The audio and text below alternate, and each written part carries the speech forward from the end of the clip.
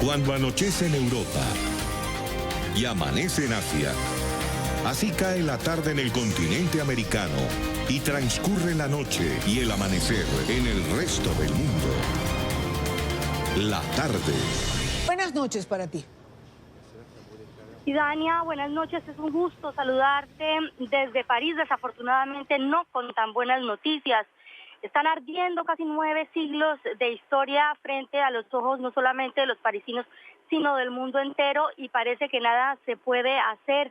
Hay más de 400 efectivos del Cuerpo de Bomberos presentes acá en la isla de la Cité, pero hasta el momento no se ha podido controlar en totalidad el fuego. Lo que también hemos podido saber por algunas fuentes cercanas que se han tenido contacto con las personas que están intentando metrizar, poder calmar este fuego, es que desafortunadamente también hay muchas pérdidas ya al interior de la catedral, porque el techo de Notre Dame se desplomó a causa obviamente de las llamas, y al desplomarse al interior, obviamente el daño dentro de la catedral ha sido enorme.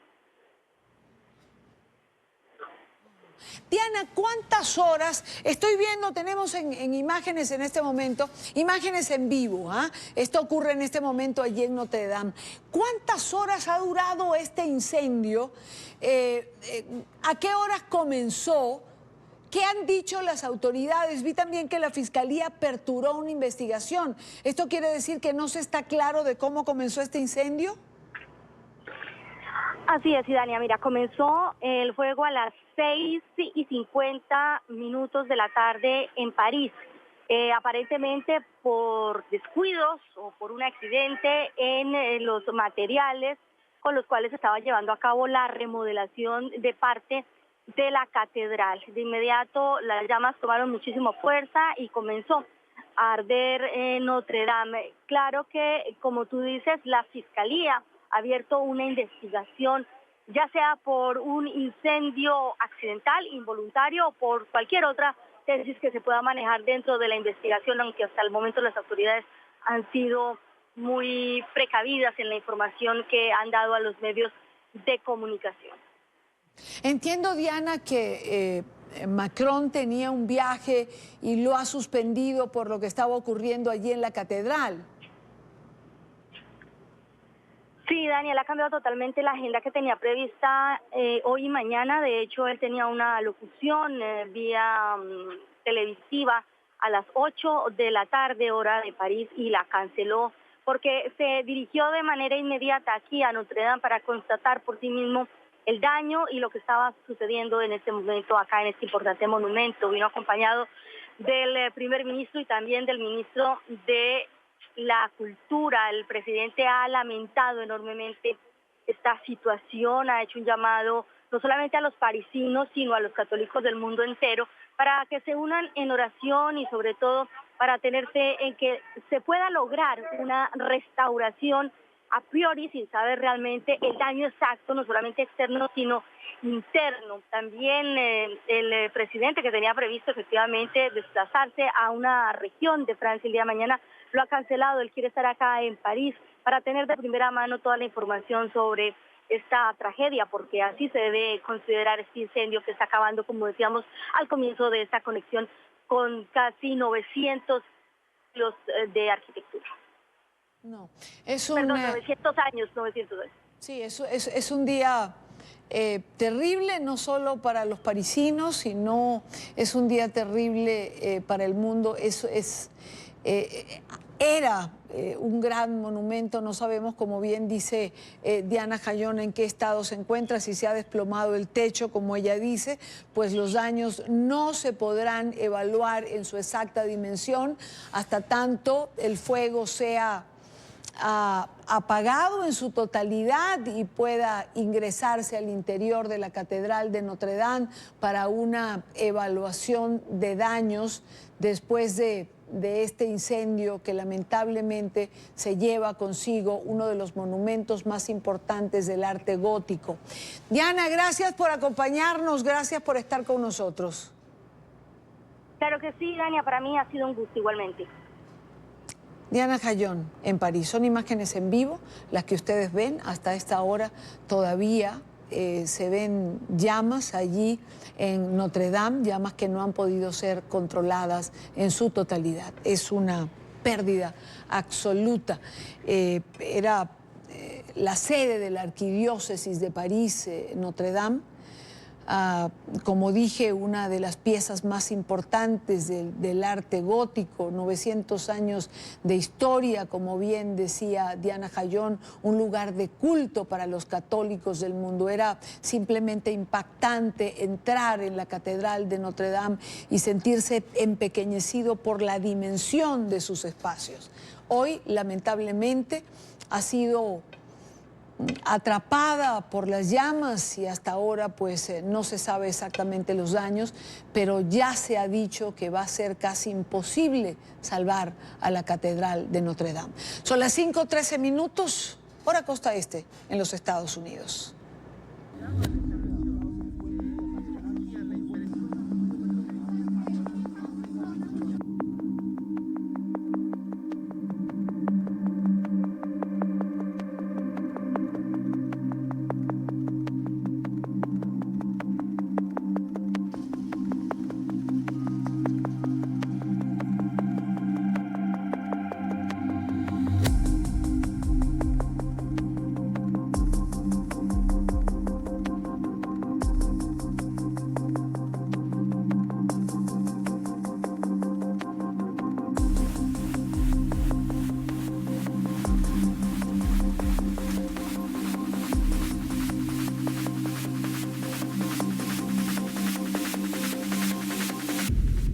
Ha concluido la gira del secretario de Estado de los Estados Unidos por Sudamérica, Mike Pompeo.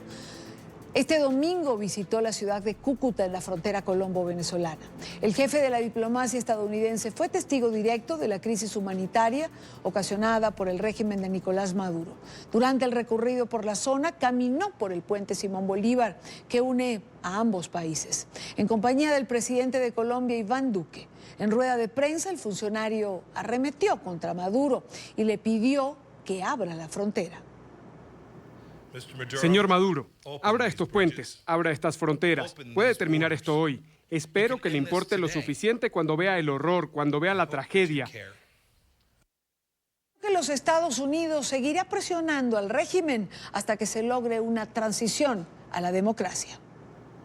Estados Unidos continuará utilizando todos los medios económicos y políticos a nuestra disposición para ayudar a las personas de Venezuela mediante el uso de sanciones, revocaciones de visas. El presidente colombiano Iván Duque, por su parte, aseguró que su administración seguirá brindando ayuda a los migrantes que huyen de la crisis en Venezuela. Hoy celebro que una vez más se ratifique el compromiso que tenemos entre nuestros países con su presencia para hacer todos los esfuerzos necesarios para el restablecimiento de la democracia, la libertad y el orden institucional en Venezuela. Y a esta hora quiero saludar a Mario Díaz-Balart, congresista por el Partido Republicano en los Estados Unidos, para hablar de este y otros temas. Congresista, muy buena tarde. Gracias por estar aquí en NTN 24. Muchísimas gracias, un placer.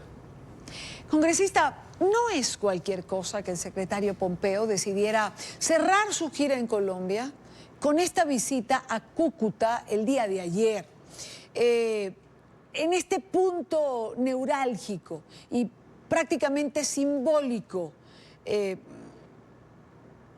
la lucha por reconquistar la democracia, o este punto hoy conocido por ese éxodo imparable, indetenible, cotidiano de venezolanos huyendo de la crisis que padecen en Venezuela. ¿Qué lectura tiene para usted la presencia de Pompeo allí? El punto está muy claro, que esto es un tema de suma importancia para los Estados Unidos, para la seguridad nacional de los Estados Unidos y obviamente también para el hemisferio, la seguridad del hemisferio, la estabilidad del hemisferio y no digamos para el pueblo venezolano que está sufriendo bajo casi 2 décadas de un régimen narcoterrorista gangsteril, cuyo hay que tomar en serio y esta administración, la administración del presidente Trump, sí, lo está tomando muy seriamente.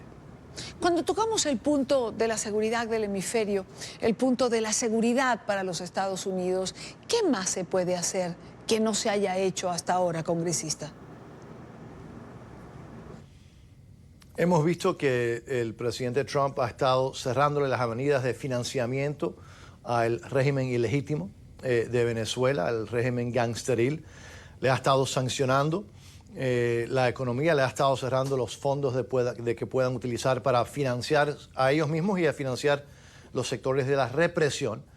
Pero es muy importante, cuando estamos hablando de la seguridad nacional de los Estados Unidos, y esto el presidente lo ha recalcado en múltiples ocasiones, igual que lo ha dicho el secretario de Estado, el vicepresidente y otros, todas las opciones están en la mesa como tienen que estar. Es inaceptable el sufrimiento que está ocurriendo al pueblo venezolano. Es inaceptable que los rusos hayan estado tratando de intervenir en este hemisferio. Es inaceptable que haya un ejército de ocupación cubana, como es lo que dijo el secretario de la OEA.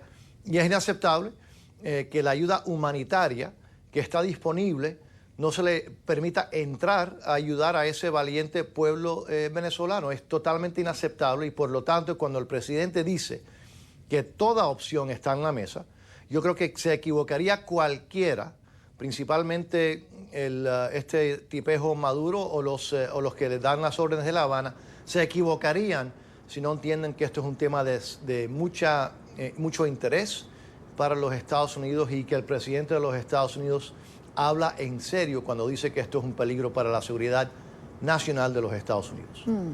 Quizás Colombia, congresista, sea el país que recibe el mayor impacto del éxodo venezolano, que es el más grande que se ha conocido en la historia de la región. ¿De qué forma Estados Unidos puede ayudar o darle soporte a Colombia para manejar esta situación que evidentemente corre el riesgo de desestabilizar la propia cotidianidad de los colombianos? Sin duda, yo pude presenciar lo que está ocurriendo en la frontera. Estuve hace algunos meses con el senador Marco Rubio en Cúcuta. Estamos hablando, como usted bien dijo, la crisis humanitaria de refugiados más grandes en la historia de este hemisferio. Hay más refugiados que se han salido de Venezuela que los refugiados que se fueron de Siria durante esa crisis humanitaria y política.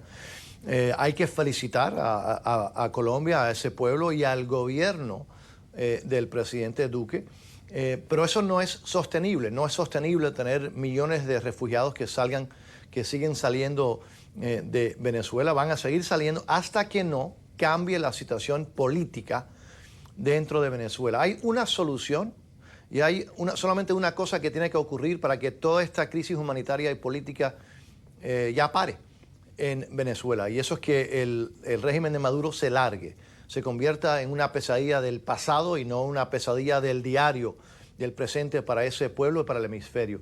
Y por lo tanto, la opción, la solución para la región, la solución para el valiente pueblo venezolano, para que Venezuela una vez más se convierta en uno de los países más ricos del mundo, donde las personas quieran no irse, pero quieran ir a Venezuela, es que ese régimen socialista, comunista, ya no sea parte de la realidad de Venezuela.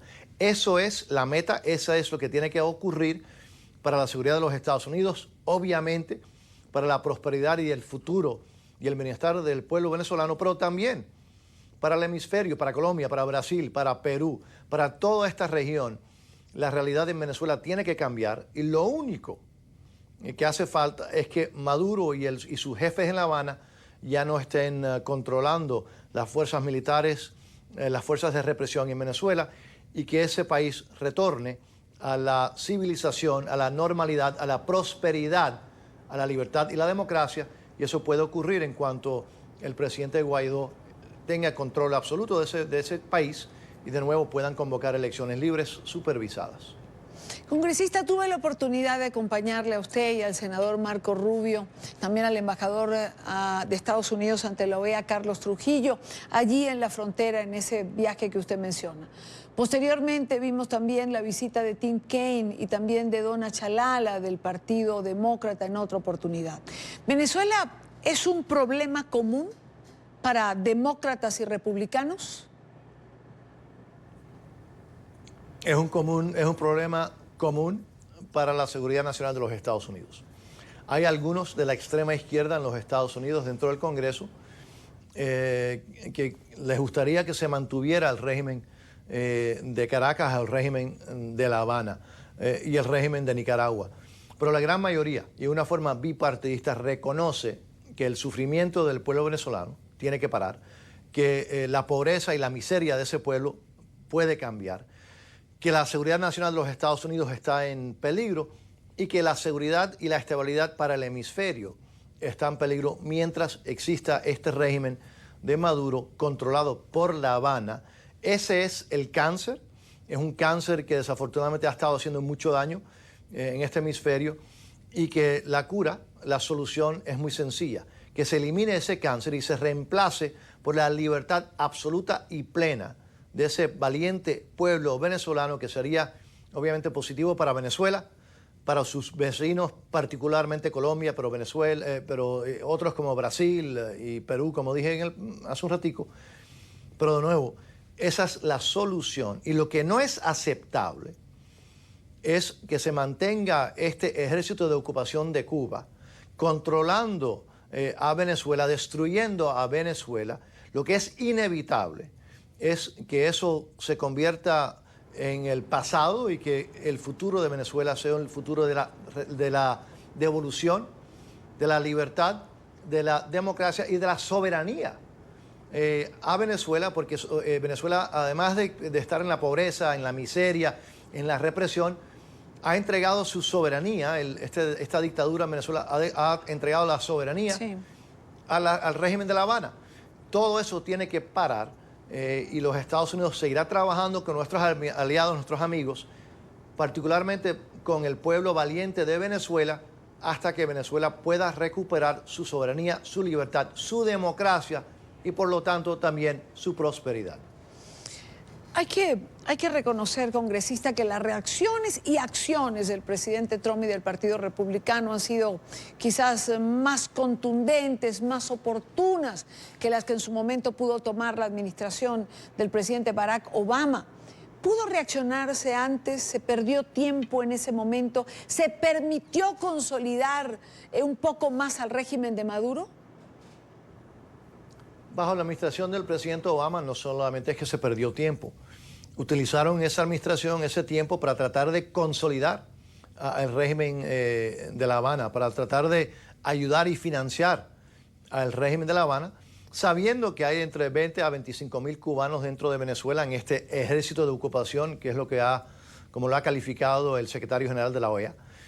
A pesar de eso, el presidente Obama hizo todo lo posible para ayudar a darle legitimidad y financiar en toda forma posible al régimen de La Habana.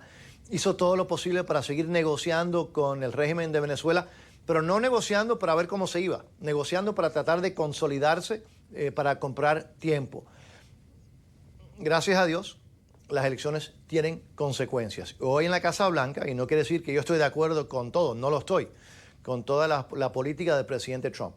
Pero cuando estamos hablando de la causa de libertad en este hemisferio, esta administración, este presidente y con su equipo de seguridad nacional entiende que esto es un cáncer, un ejército de ocupación que viene de La Habana, que ha estado destruyendo a Venezuela, también ha estado haciendo lo mismo en Nicaragua y en Bolivia. Eso no es aceptable, no se puede aceptar. Y ahora estamos viendo las consecuencias de aceptar eso como si eso fuera positivo. Estamos viendo el impacto que está teniendo en todo el hemisferio. Sí. Estamos viendo el número más grande de refugiados salir de un país de este hemisferio.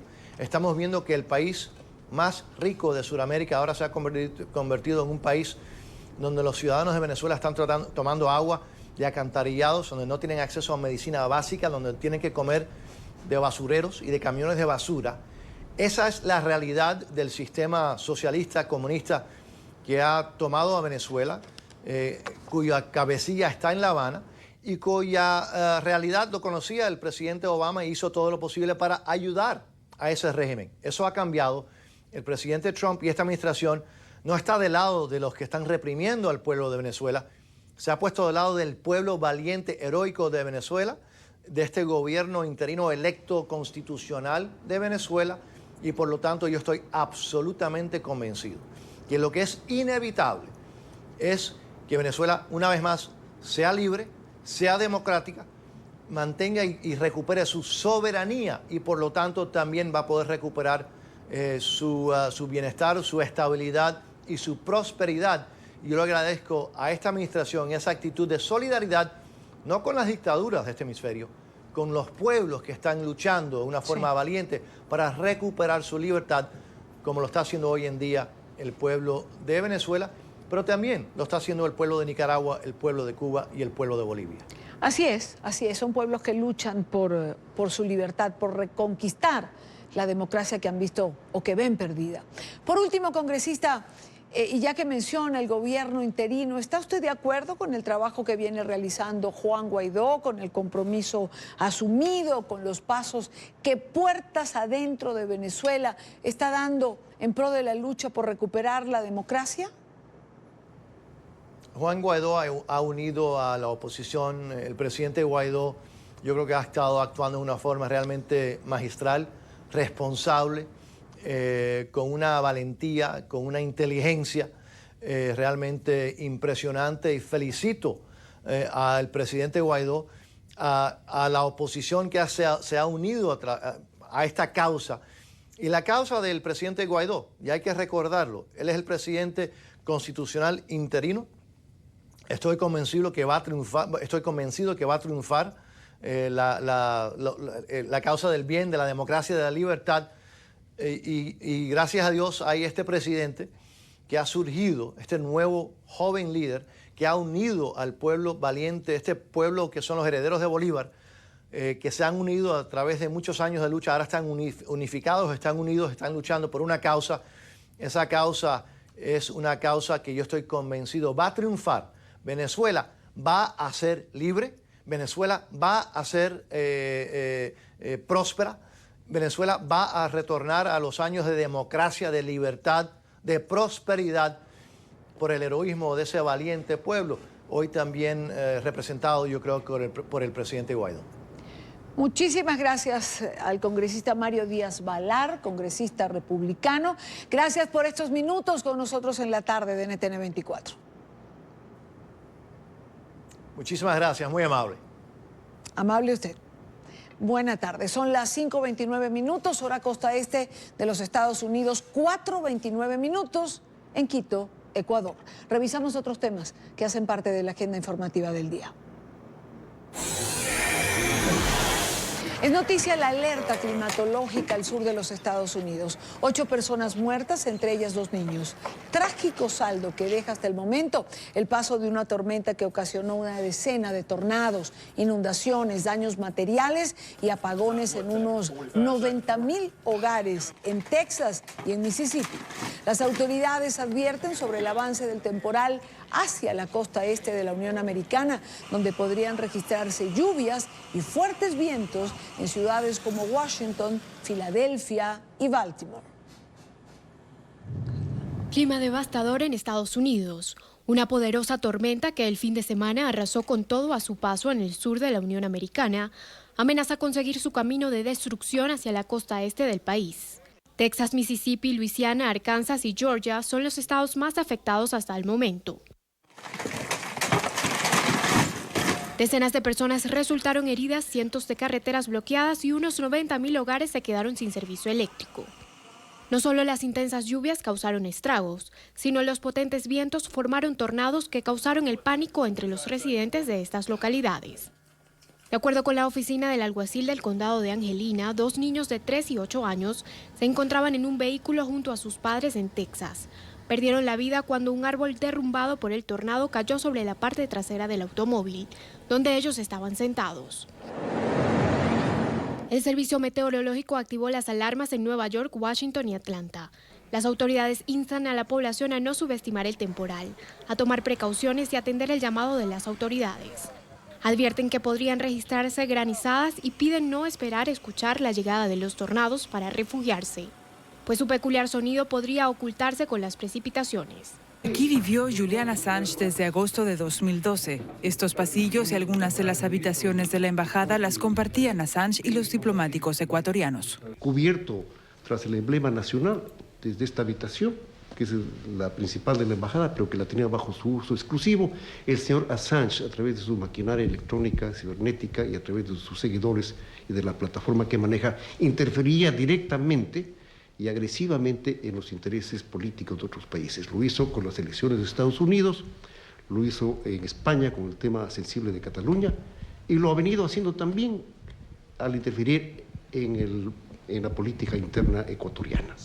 En esta misma sala de reuniones, el embajador de Ecuador ante Reino Unido, Jaime Marchán, le leía en voz alta a Julian Assange el anuncio de que Ecuador le retiraba el asilo diplomático. La comunicación y me puse de pie, porque lo había aceptado, el señor Assange, estoy diciendo que inmediatamente, me puse acá, inmediatamente, pacíficamente le acompaño a la puerta. Entonces él se levantó, sorprendido, y lo que hizo es este movimiento habitual en él, y se quiso meter, correr para acá, para meterse acá. Aquí tiene una clave, él solamente la conoce, encontraba una clave y se encerraba.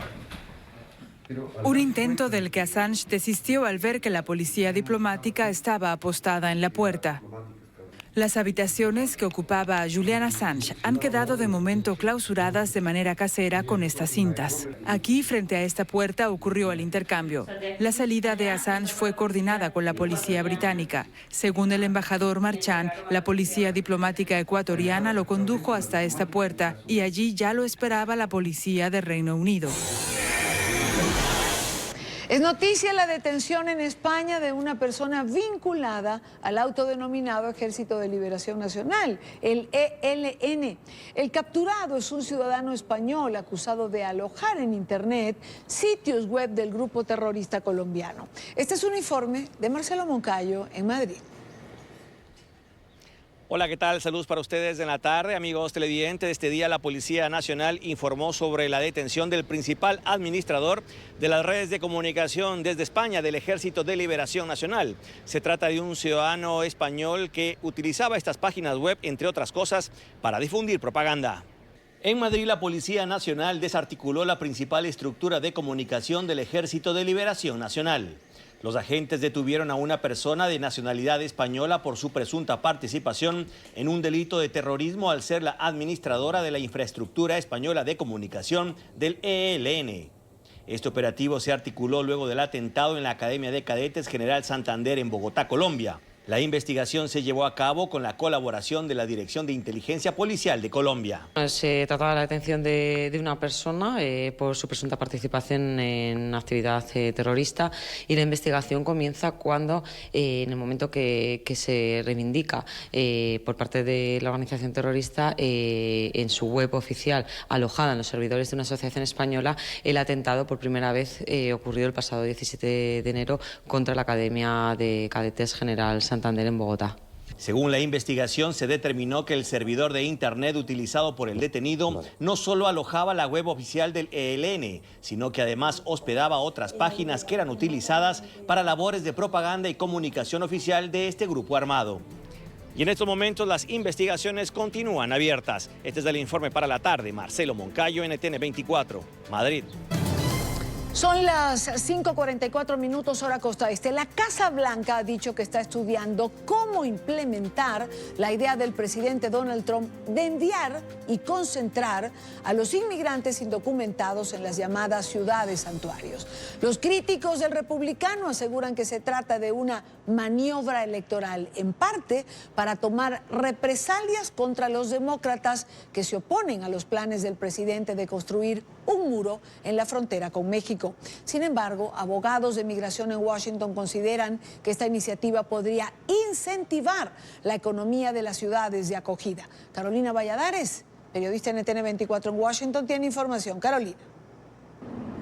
¿Qué tal? Buenas tardes desde Washington. La última en hacer públicas las posibles intenciones de la administración Trump ha sido precisamente la secretaria de prensa de la Casa Blanca, Sarah Sanders, ante un medio de comunicación de los Estados Unidos. Dijo que es cierto que todas las opciones están ahora mismo sobre la mesa en relación a llevar a los migrantes detenidos por el ICE y que están en los centros de detención a estas llamadas ciudades santuario. Eso sí, dijo que no es la primera opción que ahora mismo baraja la administración Donald Trump. ¿Y qué son las ciudades santuario? Bien, son aquellas urbes que ofrecen una cooperación muy limitada con las autoridades migratorias. Hay que recordar que en los últimos meses se vive una crisis en la frontera sur con México. En el mes de marzo las cifras fueron alarmantes, fueron un total de 100.000 los migrantes aprehendidos en esa frontera, lo que significa una cifra récord en los últimos 10 años.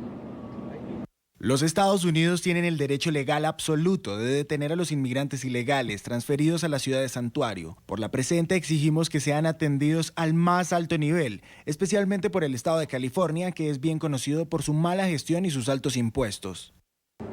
Esta amenaza del presidente Donald Trump a las llamadas ciudades santuario se da en un contexto en el que el Partido Demócrata se ha opuesto a todas y cada una de las políticas migratorias del presidente de los Estados Unidos. Además, hay que decir que esta política podría salirle fallida al presidente porque son muchas las ciudades santuario, por ejemplo, Los Ángeles, Nueva York, San Francisco, aquí mismo también Washington, pero algunos de los alcaldes de estas ciudades, como es el caso del alcalde de Chicago, de Rahm Emanuel, ha dicho abiertamente en las últimas horas que estaría más que gustoso de recibir a estos migrantes. De hecho, ha dicho que su ciudad tiene una política de hace años de recibir con los brazos abiertos a los migrantes, como fue hace un par de años a recibir a aquellos que huían del huracán María en Puerto Rico.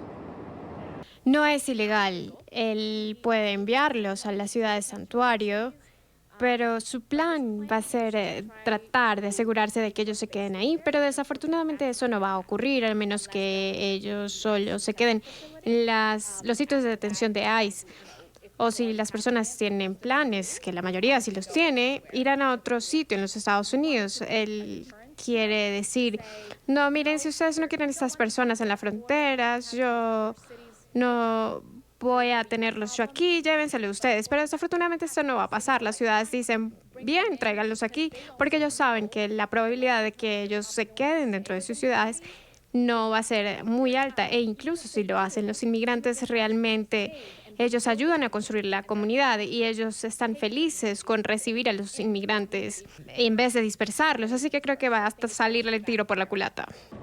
La noticia de enviar a migrantes a las ciudades santuario se conoció tras la salida de la titular del Departamento de Seguridad Nacional, Kirstjen Nielsen. Según fuentes citadas por los medios de comunicación de Estados Unidos, la administración Trump presionó a la propia secretaria Nielsen, todo ello como forma de presionar a los demócratas que insistentemente se han opuesto a la construcción de su muro en la frontera con México. Este es el reporte desde Washington, Carolina Valladares para NTN 24. Gracias, Carolina, gracias por la información. Ahora bien, ¿qué son las ciudades santuarios? ¿Cuántas son en Estados Unidos? ¿Dónde geográficamente se encuentran? Saludamos a Carlos Figueroa, que nos explica y nos amplía información precisamente sobre las ciudades santuario. Carlos, bienvenido, buena tarde. Buenas tardes, Idán, y a toda la audiencia de la tarde. Las ciudades santuario en Estados Unidos son catalogadas así porque protegen a los migrantes indocumentados de la detención, pese a las duras políticas de la administración de Donald Trump. Y no solo eso, sino que además han limitado su cooperación con el gobierno federal estadounidense en materia migratoria, por ejemplo, en las redadas. Este concepto no es nuevo. Ya en los años 80, bajo la figura de asilo político, diversas ciudades recibían a refugiados que huían de sus países por miedo. En 1982, por ejemplo, una iglesia en Tucson, en Arizona, dijo estar dispuesta a violar las leyes para convertirse en un santuario y así brindar protección a quienes buscaran una nueva vida. Esta administración, la republicana del presidente Donald Trump, ha librado una batalla frontal contra la ciudad de santuario. Promueve una legislación que solo destine fondos para las ciudades que colaboren con las autoridades federales, aprobando la ley Kate para asegurar que los indocumentados que reingresen al país reciban condenas mínimas obligatorias y reiterando su promesa de deportar unos 3 millones de indocumentados que hayan cometido algún delito. Algunos cálculos indican que en Estados Unidos hay 364 condados y 39 ciudades que son consideradas precisamente santuario. La mayoría está en poder de los demócratas. Las principales son Miami, Los Ángeles, Seattle, San Diego, Austin, Boston, Houston, Chicago, San Francisco y también Denver. Vamos a revisar algunos casos. En California es San Francisco y Los Ángeles. Esas son las localidades con mayor número de inmigrantes indocumentados. En esta última, una resolución establece que sus residentes van a ser juzgados por contribuir y no por su lugar de origen. En Nueva York, el alcalde Bill de Blasio dijo el año pasado que, de ser necesario, iba a eliminar la base de datos de migrantes que recibieron una tarjeta de identificación municipal. ¿El por qué? Ellos corrían riesgo de ser individualizados, perseguidos, arrestados y finalmente deportados. Y en Chicago, las autoridades policiales tienen prohibido preguntar sobre el estatus migratorio de cualquier persona que pueda ser aprehendida, que pueda ser atendida por las autoridades. Y con este dato me voy a despedir. De acuerdo con medios locales, la lista de los santuarios representaría en número el 49% de la población de los Estados Unidos, casi la mitad de los estadounidenses. Buenas tardes. Gracias, Carlos. Buenas tardes para ti. Gracias por ampliar información sobre la ciudad de Santuario. En esta parte del programa nos acompaña Roger Asmar. Él es abogado de inmigración en Nueva York. Señor Asmar, buena tarde. Gracias por acompañarnos. Muy buenas tardes. Gracias por la invitación.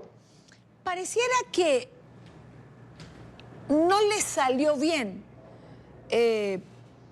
este pronunciamiento al presidente Trump, porque contrario a lo que pensó, la idea ha sido acogida con beneplácito, por lo menos por parte de algunas autoridades de Ciudad de Santuario. Eso es correcto. En mi punto de vista legal, esto es buena noticia para los inmigrantes que están detenidos, el cual van a ser liberados en la ciudad de Santuario. Por ejemplo, nosotros aquí en Nueva York sería más que un placer tener y recibir a estos individuos, el cual sean transportados para esta ciudad de Santuarios, incluyendo a Nueva York. O sea, me parece algo que él quería penalizar a los demócratas y estas ciudades, pero al contrario, no es una penalización en mi punto de vista legal, es más bien una buena noticia, porque van a poder ser liberados y van a poder llegar aquí a estas ciudades que con los brazos abiertos los recibimos y van a poder estar tranquilos una vez que lleguen acá, porque realmente las ciudades santuarias protegen al inmigrante, donde prohíbe a cualquier policía en la calle de pedir algún tipo de identificación a cualquier persona, por más hispano que se vea, el cual no le va a dar la oportunidad a este policía de poder saber cuál es el estatus migratorio de esta persona, si es indocumentado o no. Esos son el tipo de protecciones que las ciudades santuarios dan y el cual estas personas se sentirían sin temor de poder salir a las calles, de poder trabajar y poder vivir de una manera normal sin tener que tener el miedo de tener a ICE sobre la cabeza de ellos, buscando ellos exactamente esconderse para no ser detenidos. Pero es una buena noticia desde mi punto de vista y aquí los esperamos a todos sin ningún tipo de restricción y es algo que realmente, en vez de penalizar a los demócratas, nos está favoreciendo porque también, como se dijo anteriormente, ellos contribuyen a la economía de venir y poder trabajar aquí en esta ciudad de Santuario. Abogado, ¿cuál sería el proceso de llegar a implementarse esta idea del presidente Trump? Pues tendríamos que ver cuál sería el proceso, porque si es el transporte de todos los que se encuentran actualmente detenidos al haber cruzado la frontera y trasladarlos acá a las ciudades santuarias, incluyendo en California, Nueva York, pues será un proceso donde no es que simplemente van a ser liberados y les van a decir bienvenidos a los Estados Unidos, váyanse, no. Van a ser liberados aquí, si esto se da, esta propuesta es aprobada y se procede con esa manera.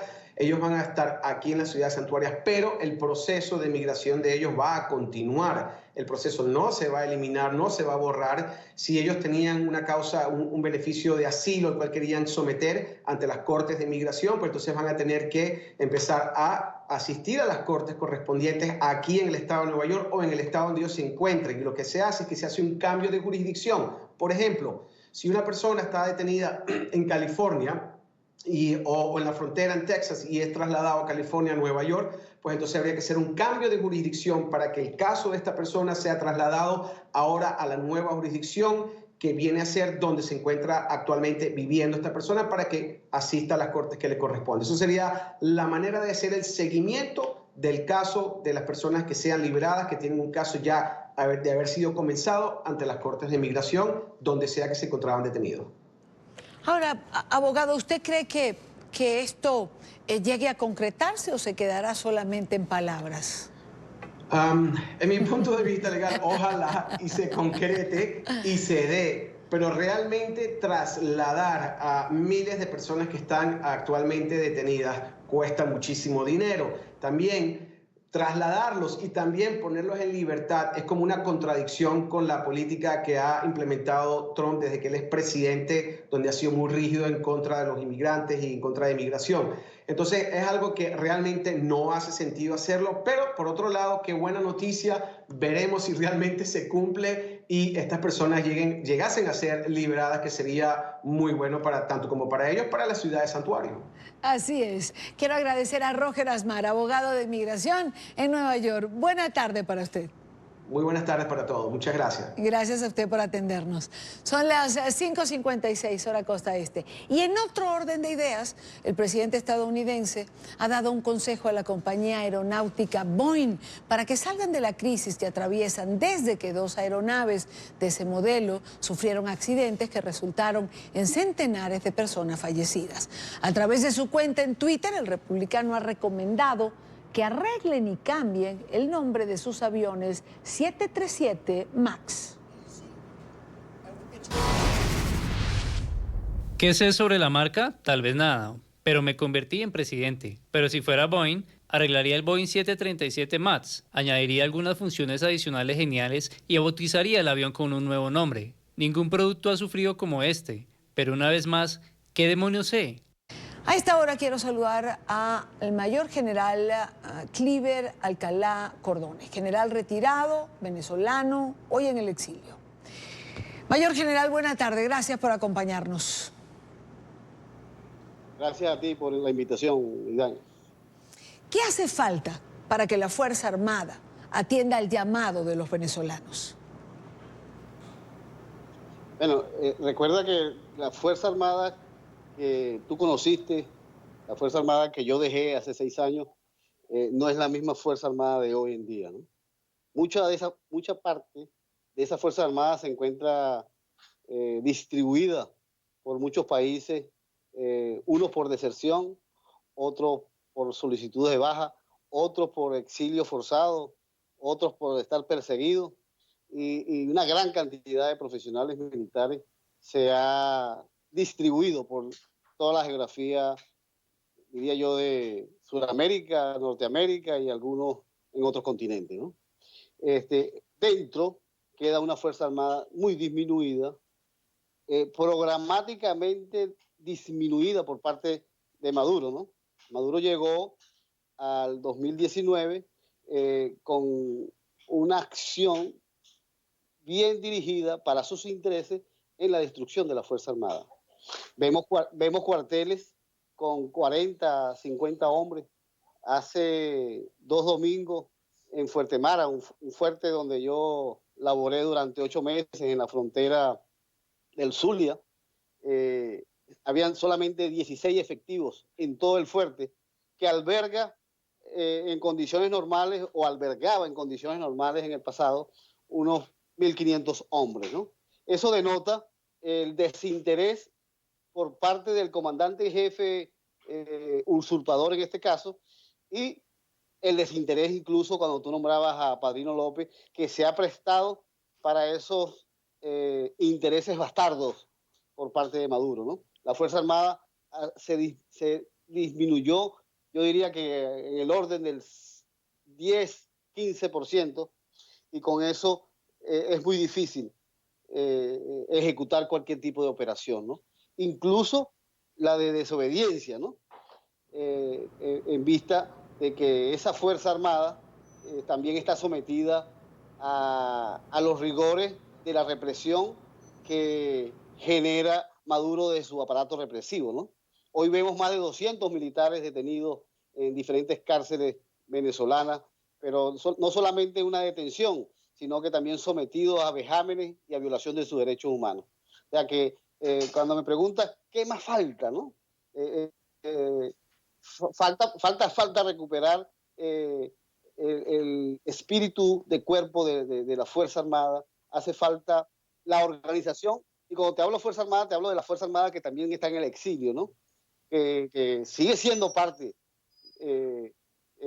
por nuestra Constitución de la responsabilidad incluso de accionar contra las medidas que el señor Maduro ha establecido contra el país, ¿no? Entonces, falta coordinación, falta, diría yo, falta voluntad política de que la Fuerza Armada debe involucrarse directamente en la solución de los problemas. Hay como cierto requemor, diría yo, en el empleo de las Fuerzas Armadas para recuperar la democracia en nuestro país. Pero con verdadera resolución, ¿no? O sea, hay muchos venezolanos que fueron parte de la Fuerza Armada que esperan por esa resolución de organización y de acción. Ahora, varias preguntas me surgen después de escucharle. La primera de ellas, vayamos al general Vladimir Padrino López, al ministro de la Defensa. ¿Por qué acepta, de alguna manera, la violación a los derechos humanos al pueblo venezolano? ¿Por qué acepta que las armas de la República se le entreguen a colectivos identificados con el oficialismo? ¿Por qué Padrino López ha decidido asumir ese papel ante la historia de Venezuela? Bueno, esa pregunta creo que la podría responder él mejor, ¿no? Pero te puedo dar mi apreciación, ¿no? Padrino López, hasta el 2013, que sale la promoción nuestra, siempre había sido segundo de todos, ¿no? Segundo, nunca había sido tomado en consideración, y es Maduro quien vio en él la posibilidad de ser acomodaticio, de adaptarse a todos esos intereses malsanos contra la Fuerza Armada que ya tenía para sí Maduro. Maduro desplaza a muchos profesionales que tenían experiencia en el mando, tenían mucha credibilidad en el personal, y empieza a desplazarlos por profesionales que no sabían nada del mando. No quiero decir que Padrino no conociera el mando, porque sí estaba involucrado en el mando, pero se llenó de oficiales que no debían haber ascendido nunca. O sea, una forma de destrucción de la Fuerza Armada fue masivos ascensos, teniendo o no los méritos, y tanto así que hoy, según el Instituto de Previsión Social de la Fuerza Armada, estamos cercanos a 1.600 generales, ¿no? Eso es ni el ejército chino, por decirte una referencia de un ejército que maneja millones de tropas, ¿no? Entonces, Padrino se involucró en eso. Padrino se benefició de esas políticas. Maduro aparta la responsabilidad de la Contraloría del país, de la República, de que tuviese incidencia en control previo en el manejo de los recursos de la Fuerza Armada. Y le dice a Padrino, usted solamente lo fiscaliza la Contraloría de la Fuerza Armada.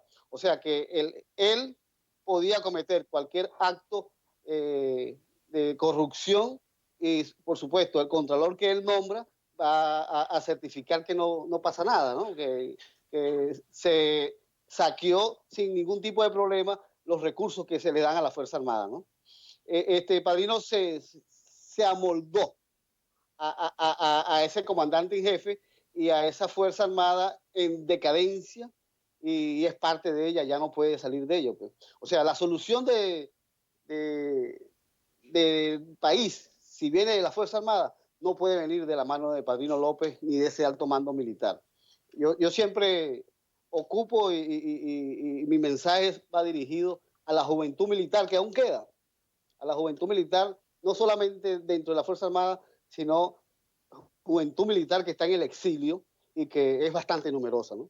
Y que la organización, en combinación con esa Fuerza Armada, aunque precaria, aún se mantiene en los cuarteles, va a ser la fórmula que logre cualquier situación de desplazamiento del régimen de Maduro.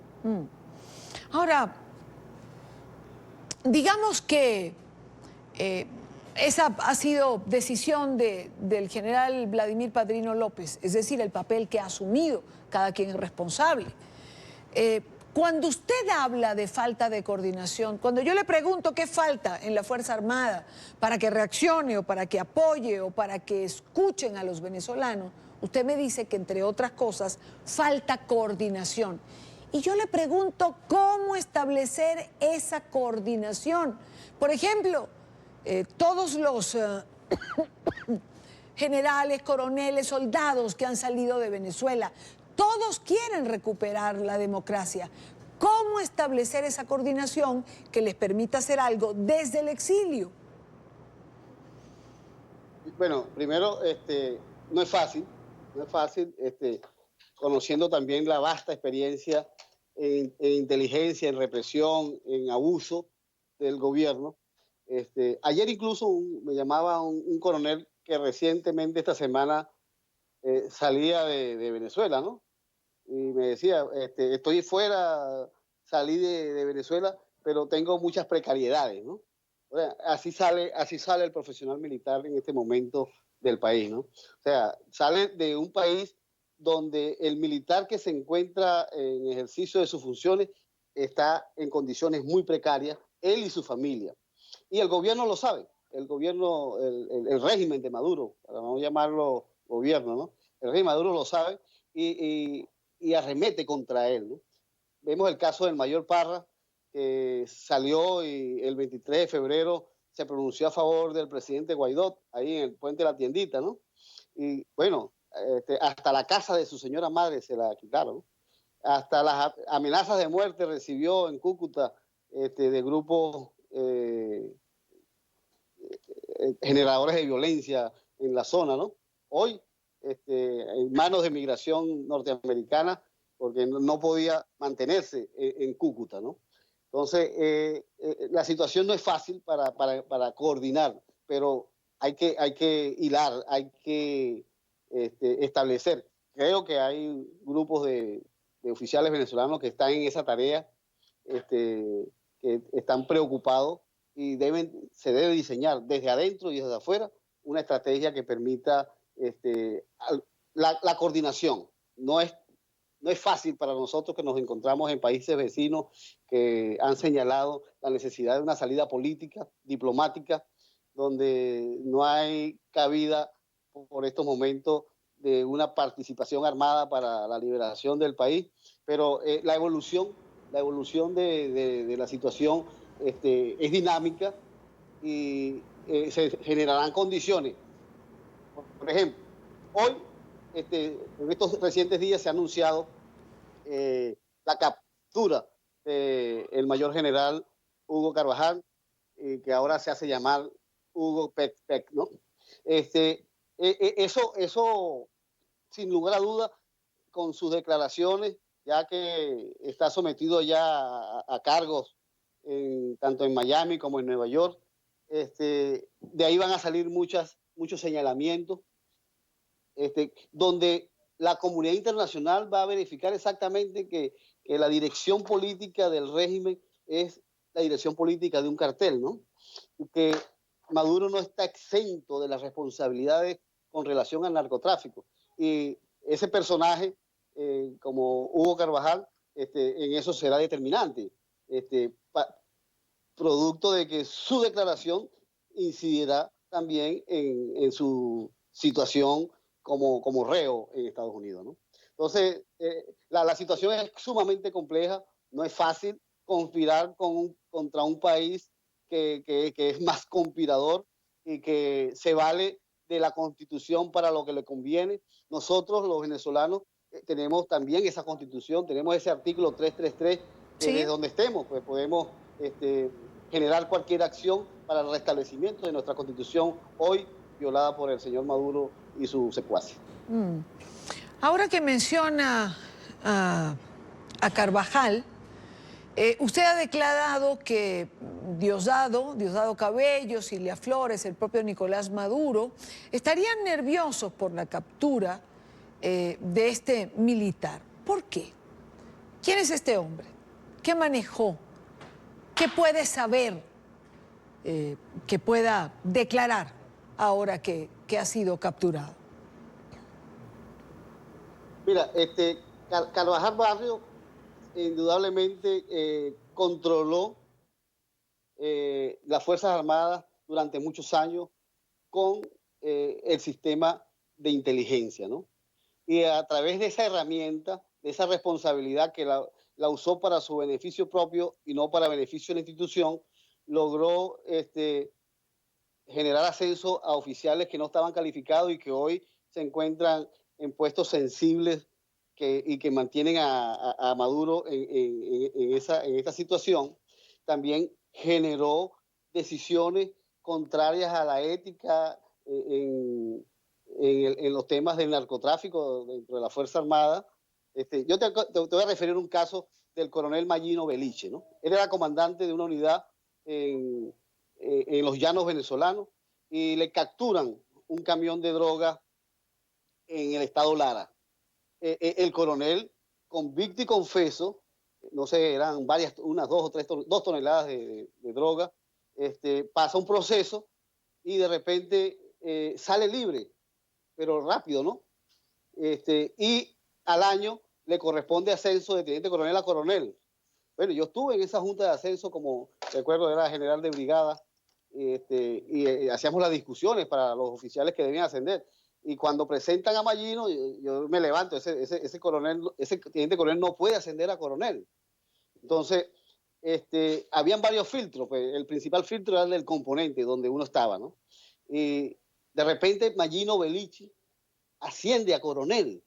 Bueno, la responsabilidad, en este caso, recaía sobre el mayor general Hugo Carvajal y sobre el ministro de turno, ¿no? En este momento no recuerdo quién era, ¿no?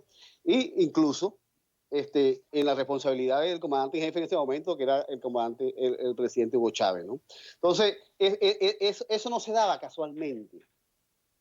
Eso no era posible si no estaba conectado el hecho de él en ese sentido, ¿no? Bueno, eso empezó a traer problemas. Recuerdo después ese coronel lo mandaron de agregado militar a Argentina y no había forma y manera. Así como el caso de Mayino Beliche, se degeneraron muchos casos donde era hasta imposible reclamar por qué se hacían esas cosas, ¿no? Bueno, era una estructura armada desde la inteligencia y con la venia en este momento del presidente Chávez, ¿no? Entonces, no es fácil el combate hacia esas estructuras cuando había una vinculación total en los organismos de inteligencia. Esa es una de las responsabilidades graves que debe enfrentar el señor Hugo Carvajal. Ahora, hablemos de usted, de su caso particular. ¿Por qué tendría que ser diferente? ¿En qué momento usted se separa de la revolución bolivariana? ¿En qué momento decide poner distancia de lo que ahora critica? De lo que el chavismo ha hecho finalmente con la Fuerza Armada, donde también usted estuvo, ¿no? Por mucho tiempo. Claro que sí. En el año 2012 yo soy nombrado comandante de la región Guayana y me nombra el presidente Chávez. O sea, diferentes actividades, diferentes acciones antes de llegar ahí. En Valencia, cuando ascendí a brigada, fui responsable de la detención de Walir Macri, que yo era comandante de la guarnición de Valencia. Bueno, eso me trajo como consecuencia que acusaciones del mismo Walir Macri inciden en que yo caiga en la lista de la OFAC, ¿no? Mis desavenencias fueron totalmente manifiestas en Carabobo. Hubo una oportunidad donde fui destituido por mi acusación contra el gobernador Acosta Carles por su asociación en el narcotráfico con Walir Macri. Yo, bueno, cuando me llaman, está destituido, bueno, me dan la baja al término de la distancia. Pues. Si me van a sacar por atacar el narcotráfico, prefiero la baja. Pues. Bueno, al final el presidente, como no vio que yo doblegué, decidió salir de Acosta Carles. Bien, y así mi pasaje por Maracay también fue contigo con de directivas que habían ahí. Todos los casinos del centro prácticamente los cerré yo, porque eran centros de lavado del señor Macri y de muchos militares involucrados en ese esquema. Sí. Comencé mi respuesta con la Guayana. porque ahí comienza ya el declive de Chávez, la puesta en escena de Maduro como presidente encargado.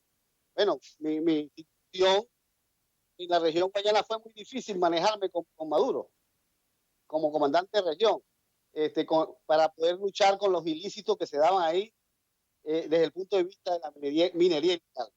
Cuando me comienzo yo a deslastrar el gobierno de Maduro, en este caso, en ese cargo, empezaron discusiones que no atacara la minería ilegal, y si tú te puedes ver, estoy hablando del 2012, 2013, ya para 2016 Maduro firma el decreto de la creación del Alto Mitrero del Orinoco. En 2012, en Venezuela se generaban ilícitamente unas 10 toneladas de oro anual. 10 toneladas pueden darse mensualmente, ¿no? Producto de la aberración del Alto Mitrero del Orinoco. Bueno, siempre estuve en desacuerdo con esas actividades ilícitas, ¿no?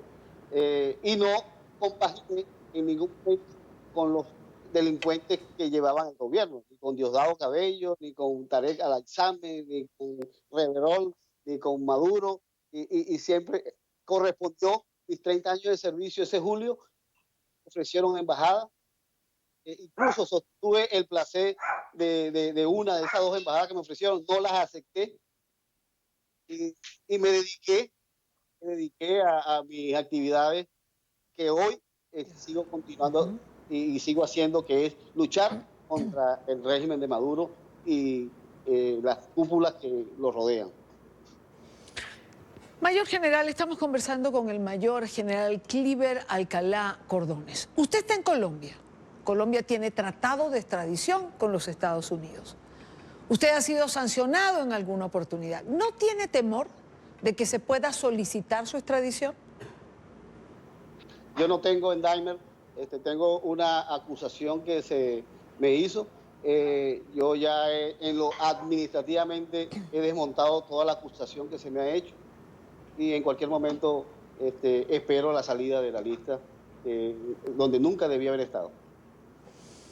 Quiero agradecer al Mayor General Cliver Alcalá Cordones por haber estado con nosotros en la tarde de NTN 24. Espero que sea de comprensión lo que se indicó aquí. Buena tarde para usted. En Santiago de Chile ha culminado una nueva reunión del Grupo de Lima, el bloque que ha sido creado para impulsar el retorno de la democracia a Venezuela. En la cita señalaron que la crisis humanitaria ha empeorado.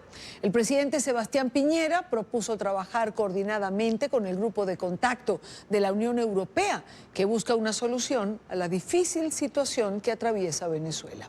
Quiero saludar a Beatriz Aput, periodista de nuestra cadena aliada Canal 13. ¿Quién tiene más información? Beatriz. Hola, ¿cómo están? Desde Santiago de Chile saludamos a todos quienes se integran a la transmisión de NTN 24 para contarles que hace algunos instantes aquí en el Hotel Sheraton de Santiago terminó la reunión número 12 del Grupo de Lima, esta instancia que es integrada por 14 países y cuya finalidad es encontrar una salida a la crisis que vive Venezuela. En el día de hoy, durante la mañana, se reunieron con el presidente Sebastián Piñera los cancilleres y también representantes de estos 14 países, y luego llegaron hasta este hotel, aquí a la sala que está a mi espalda, para reunirse. Estuvieron reunidos toda la mañana y ahí entonces, luego de largas horas, dejaron una declaración de 17 puntos que vamos a leer a continuación, los puntos más importantes. Bueno, primero se reitera, por supuesto, el respaldo al presidente encargado de Venezuela, Juan Guaidó. También se reitera el rechazo por parte del Grupo de Lima a la intervención militar en Venezuela, y también se pide a la comunidad internacional favorecer el proceso de transmisión, especialmente con un mensaje a China y Rusia. Otro de los puntos también que llaman la atención, reconocen el rechazo de Colombia a las actividades transnacionales de organizaciones terroristas como por ejemplo ELN desde territorio venezolano, y entre otras cosas también, y esto también ha sido uno de los puntos más noticiosos, es que acordaron convocar en Lima a una una conferencia internacional por la democracia en Venezuela con la participación de todos los estados que respaldan la recuperación democrática de ese país. Pasemos a revisar parte de los 17 puntos que fueron leídos por el canciller de Chile, Roberto Ampuero. 11. Rechazan cualquier amenaza o curso de acción que implique una intervención militar en Venezuela, condenan la injerencia extranjera en ese país y demandan el retiro inmediato de los servicios de inteligencia, seguridad y fuerzas militares que se han desplegado en ese país sin amparo en la Constitución venezolana. 15. Acuerdan convocar en Lima a una conferencia internacional por la democracia en Venezuela, con la participación de todos los estados que respaldan la recuperación democrática en ese país. Escuchábamos ahí entonces parte de estos 17 puntos que fueron leídos por el canciller Roberto Ampuero y que por supuesto en los que se reitera la preocupación del Grupo de Lima frente a las violaciones de los derechos humanos que se viven también en este minuto en Venezuela, y se convoca entonces a esta conferencia en Lima. Por supuesto que nosotros nos vamos a quedar atentos a todas las reacciones también que puedan venir de Venezuela luego de esta reunión número 12 del Grupo de Lima. Desde Santiago fue el trabajo de Beatriz Aput para NTN 24. Gracias, Beatriz, muchísimas gracias por estar con nosotros y gracias por ese resumen de lo que ha sido este encuentro del Grupo de Lima hoy en la ciudad de Santiago.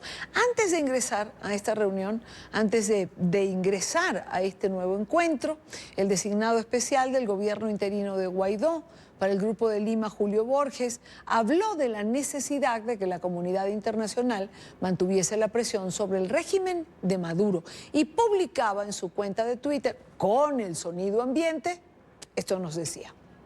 Sanciones que se han tomado hasta ahora contra Maduro, al mismo tiempo fortalecer el grupo, los pasos que ha decidido el gobierno parlamentario, el presidente Guaidó, el cese de la usurpación, el gobierno de transición y las elecciones libres. Planteamientos que queremos que el resto de las iniciativas, como el Grupo Europeo, como los propios rusos o chinos, sigan lo que es la decisión nuestra, decisión venezolana, decisión latinoamericana, y tenemos también hoy una serie de medidas con las cuales queremos fortalecer el grupo, fortalecer su posición y seguir impulsando finalmente lo que tiene que ser el cambio político en el país. Eran declaraciones de Julio Borges antes de ingresar a este encuentro del Grupo de Lima. Por cierto que ciudadanos en Venezuela creen que la visita del pasado domingo del secretario de Estado Mike Pompeo a la frontera colombo-venezolana abre el camino y la esperanza para que más de 300.000 pacientes crónicos que necesitan medicinas para tratar sus enfermedades puedan tener opción. Los ciudadanos exhortan al régimen de Maduro a abrir las fronteras. Este es un reporte de Oliver Fernández en Caracas.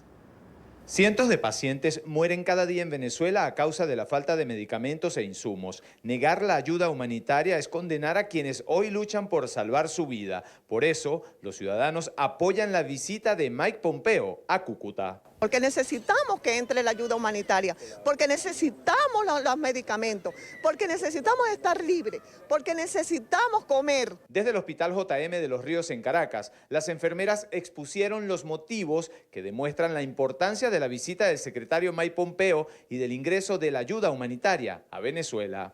Y sí apoyo la ayuda humanitaria, estoy en acuerdo a que ella debe entrar a todas las instituciones hospitalarias. Ver niños morirse simplemente por insumos que son básicos, por no contar con insumos básicos, por medicamentos, es horrible. El régimen madurista calificó de cínica la visita de Pompeo a Cúcuta. Nuevamente atribuyen a un presunto bloqueo económico las causas de la crisis. Este domingo Nicolás Maduro pidió reformar la ley de la Fuerza Armada Nacional Bolivariana para intentar legalizar a la milicia como grupo de fuerza. Hasta Diosdado Cabello se dejó ver vistiendo este uniforme.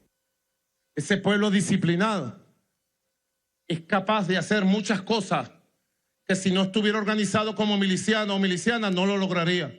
Ahí están las funciones: un territorio, una misión, un fusil. Los profesionales de la salud son testigos del fracaso de las políticas del régimen. Señalan que nunca reconocen sus errores. El egoísmo siempre ha estado presente. Egoísmo, orgullo orgullo de no aceptar de que aquí pasa algo, de que aquí estamos en emergencia, de aquí estamos críticos. Mostrarse siempre como la víctima ante el mundo es un libreto del comunismo para el internacionalista Carlos Luna. Por eso es que el régimen de Maduro reacciona de esa manera ante la llegada del secretario norteamericano Mike Pompeo a Cúcuta.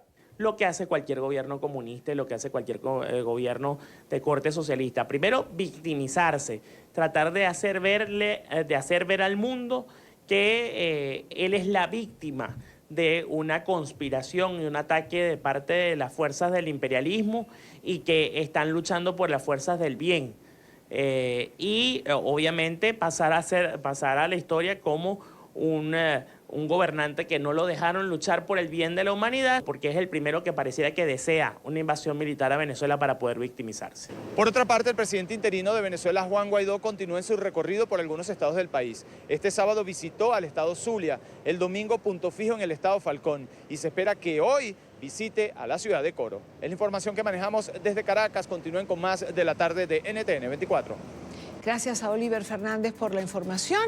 Hacemos un corte, no sin antes invitarlos a suscribirse en nuestro canal en YouTube, NTN 24. Allí lo tienen en pantalla, www.youtube.com/NTN 24. Todos nuestros contenidos multimedia, la señal del canal en vivo, reportajes, entrevistas. Siempre tiene la opción de estar bien informado a través de la señal de NTN 24. Hacemos un corte, regresamos en breve. Ya al cierre del programa, volvemos a la noticia con la que aperturamos el día de hoy. Tristeza y consternación en París. El incendio en la Catedral de Notre Dame, registrado en la tarde-noche de este lunes, hora local, ha dejado una huella profunda en Francia y en todo el mundo. Estas imágenes que tienen en pantalla corresponden a una jornada de oración. Una jornada de oración ante la emergencia que ha dejado reducida a cenizas parte de la estructura gótica de este patrimonio de la humanidad, porque la Catedral de Notre Dame fue declarada por la UNESCO como Patrimonio de la Humanidad. Oigamos.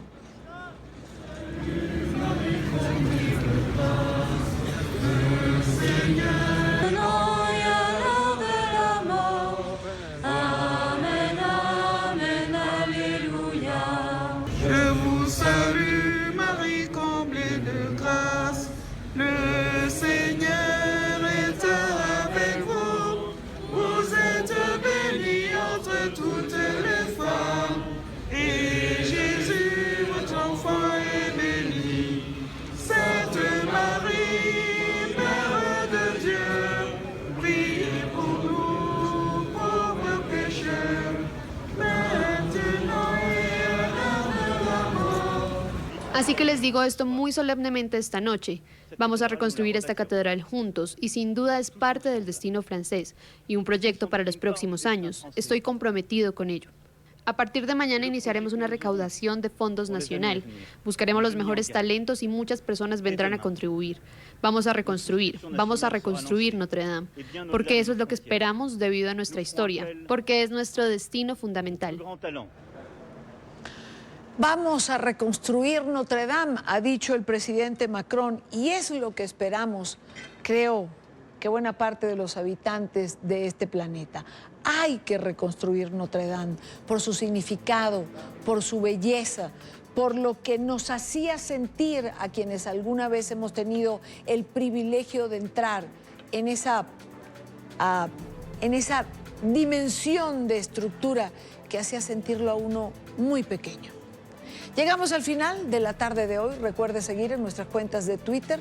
También en Instagram son plataformas en las que podemos encontrarnos. Les espero mañana, como siempre, a la misma hora, para debatir, analizar, compartir la agenda informativa del día. Buena tarde para todos.